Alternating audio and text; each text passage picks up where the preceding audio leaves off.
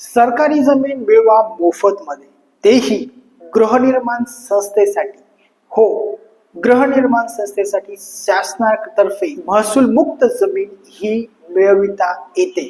त्यासाठी काही कायदे आपल्याला माहिती असणं गरजेचे आहे.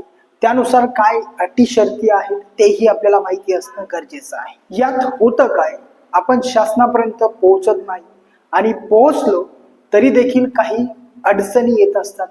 कागदपत्रांची पूर्तता वेळेत होत नाही किंवा पूर्ण होत नाही, त्यामुळे जमीन मिळवता येत नाही. त्यामुळेच ही बाब लक्षात घ्या. जरी सहकारी गृहनिर्माण संस्थेला जमीन ही शासन देते तर यासाठी काही अटी असतात. यामध्ये महाराष्ट्र सहकारी संस्था अधिनियम 1960 अंतर्गत अशी संस्था नोंदणीकृत असावी आणि अशी संस्था ही कार्यरत असावी. तसेच सदस्य संख्या व प्रकल्पानुसार अशी जमिनीची मागणी होणं गरजेचं आहे आणि अशी मागणी ज्यावेळेस सदस्य करतील तर त्या सदस्यांकडे स्वतःचे घर नसावे, याबाबत तसे प्रमाणपत्र असावे.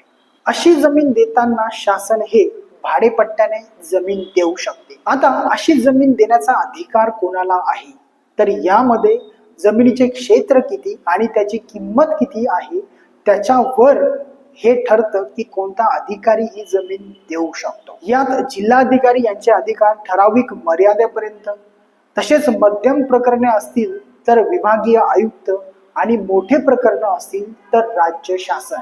त्यामुळे या माहिती व्यतिरिक्त तुम्हाला जर काही प्रश्न पडला असेल तर तुम्ही कमेंट्स मध्ये मला टेक्स्ट करू शकतात.